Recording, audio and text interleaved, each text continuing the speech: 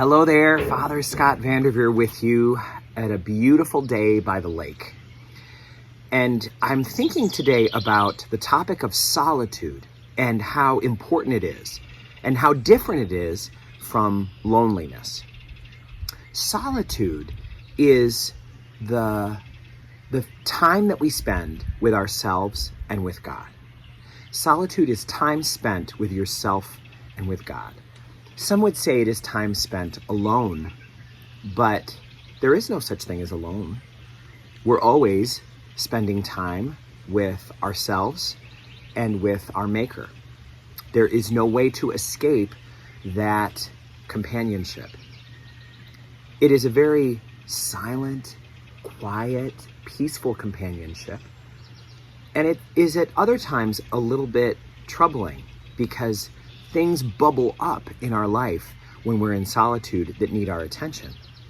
We have a chance to confront the things that we usually want to sweep under the rug. The thing about solitude is that the further we go in the spiritual life, the more of it we need.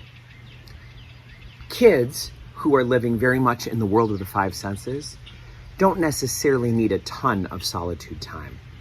But even kids long for it, especially kids who are introverts. I have a godson, Winston, who does box breathing by himself. He'll sometimes ask for some time alone.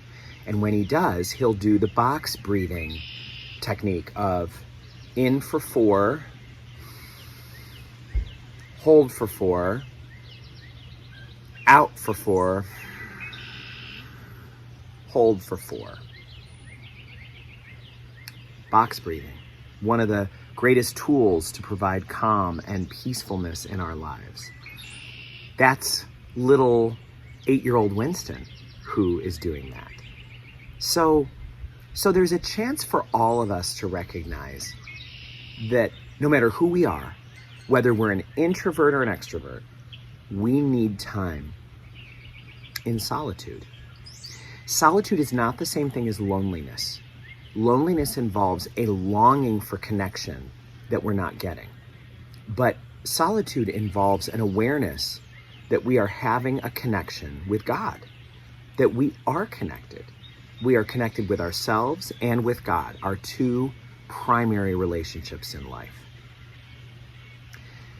Solitude is tricky because we are the only people in the world who can guard our solitude, who can carve out solitude for ourselves. There is no one else in the world who will protect our solitude but us. No one else in the world. And as a matter of fact, the more people love us, the less likely they are to have a natural desire to protect our solitude. If somebody loves me very much, say my mother, she is not going to want me to have solitude because that disrupts her access to me. That stops me from being able to spend time with her. Someone who loves me a lot doesn't want me to have solitude because they want me to spend time with them. And that's a beautiful thing. That's a great gift.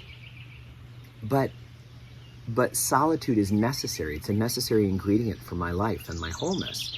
So if I give in to the pressure that everyone puts me under to never have solitude, to be available to them all the time, that is going to be a problem for my spiritual growth.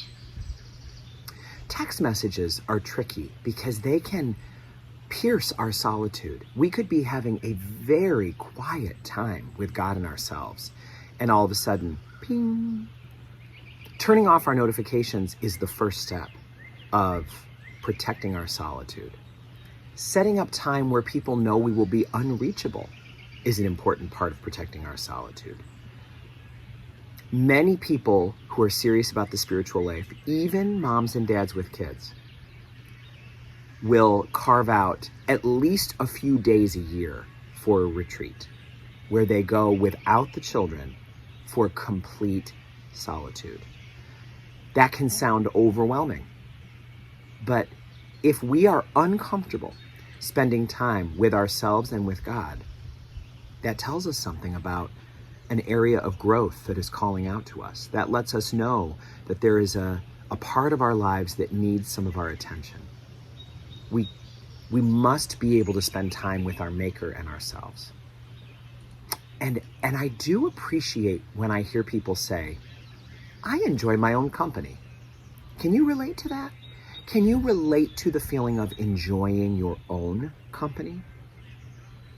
I recently spent 2 days alone, and I watched a movie in the middle of that time that had a very powerful storyline that connected to some things that are part of my long ago past.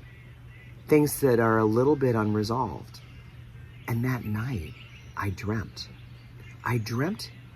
some very healing dreams about reconciling some of those things. And I realized this would never have happened if it were not for solitude. This would never have been possible.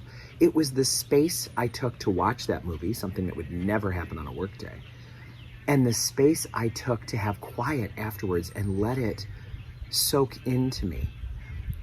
And then the time I took for prayer before bed allowed my dreams to provide some real healing and direction for me. I can't know for sure if that gift would have been given to me if I weren't in solitude, but I think you can agree. I have a strong suspicion that perhaps not. So, solitude, one of God's greatest gifts, time with God and time with ourselves. What a great opportunity for us to practice enjoying our own company. And what a gift to share this moment of solitude with you. May God bless you all.